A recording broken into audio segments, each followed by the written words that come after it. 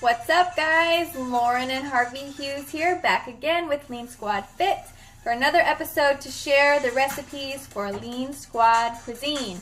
So it's actually Tuesday, so we're a little bit off on our days. It was a holiday weekend, so we're a little bit thrown off. However, we still want to bring the recipes to you. So tonight, chicken quinoa asparagus bake. So it's just a chicken quinoa bake, but it's got asparagus in it. So, per usual, we're going to try to make it short and sweet. So, I want you to grab your pens and papers.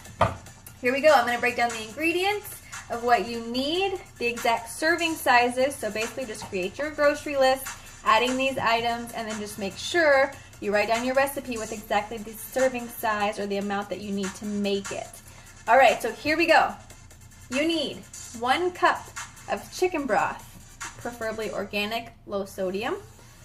Next, 2 cups of milk, preferably full fat, but to avoid dairy, we actually go with either a unsweetened almond milk, or tonight we actually use just a full fat coconut milk. So it's 2 cups of milk, half cup of flour.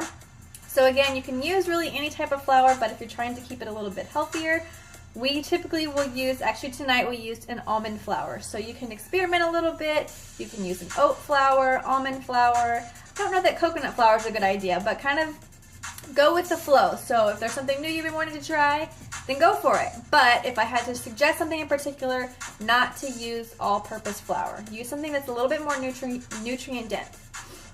All right, next, 2 tablespoons of a garlic and herb seasoning. So it doesn't have to be any particular brand, just get a garlic and herb seasoning.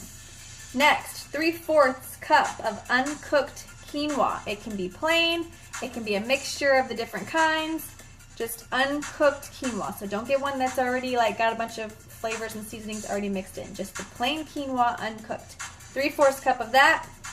Half cup of cooked bacon, because you're going to crumble that up. Now, what we did was crumble the bacon on top. So we're going to break down the recipe in that way. Because usually if you cook it inside the quinoa, we've made this before, and we noticed that when you cook the bacon inside with the casserole, then it makes it turn into kind of more like a ham than actual crunchy bacon. So what we just decided to do was to try it with the bacon crumbled up on top. So you want to make sure that you cook that before you throw it in with the rest of the mix. Next, half of a cup of chopped leeks. These are basically like green onions on steroids. That's what they look like. They're like ginormous green onions. So, but they're leeks. L-E-E-K-S. Half a cup of those chopped.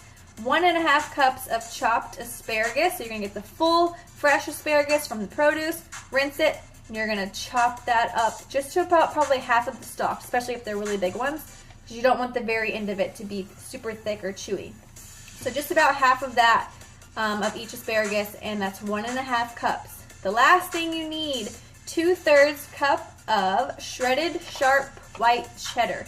So again, here you can be kind of flexible if there's another dairy-free alternative you want to try, or a different cheese in general that you liked better. Totally up to you. But that's what we're using tonight. So I think I've covered everything. No, actually, we added chicken breast as well. So you will need at least 4 of the thinly sliced chicken breast. And all you're going to do is dice that up, and you're going to throw it into the mix, okay? So, husband is going to jump on and break it all down and tell you how to make it, the steps, and then the baking and all that good stuff. So, I'm going to let him take over, and then we'll wrap it up because it is in the oven and it's almost done, and I am so hungry. So, let's do it, and I'll be back in a second to close it out. Hey, everybody. She's already laid down the ingredients, so I'm just going to go through the steps. And kind of just, tell you how it goes. As she already mentioned, you probably want to pre-cook your bacon before you get this started. But let's just say you've already done that. So now we begin. 375 is the temp on the oven. You get your get a 10 by 10 baking dish, glass, preferably a casserole dish. You can even use an 8 by 8. We squeeze it into an 8 by 8 because we didn't have a 10 by 10, so it works. On your first part, you're going to take a small saucepan here, and you're going to heat up your milk and your I'm sorry, not your milk, your chicken broth. You're going to heat up your chicken broth, and you're also going to Oh yeah, and flour. Chicken broth and flour. You're gonna put that in a saucepan on high heat. Heat that up for approximately a minute. Then you're gonna dump in the milk. All right, and the seasoning that she mentioned, or as I always say, you can always make your own seasoning. It just depends on you. So you dump in the seasoning, the milk, into the hot saucepan that you've already got the flour and the chicken broth cooking in. All right, you're gonna keep that on high. You're gonna stir that up until the liquid starts to thicken.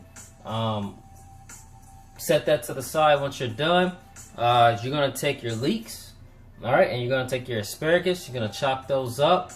Make sure you rinse them, of course, and make sure they're clean. But you're gonna chop those up. You're also gonna get your quinoa and your diced chicken. You're gonna combine all that in a bowl. Take your sauce, dump it into the bowl with all the other ingredients. Stir that up until it's nice and thick. All right, you've already got your casserole dish set to the side. Make sure you spray that with some cooking oil or of such, whether it's coconut or olive oil or anything like that. Just make sure you spray it with the non-stick oil, of course. Not like literally take olive oil and rub it in there. Just a little cooking spray so it won't stick. All right, so you can put all that together. You'll stick it in the oven 40 to 50 minutes until the quinoa has cooked and the chicken has cooked thoroughly and is no longer pink.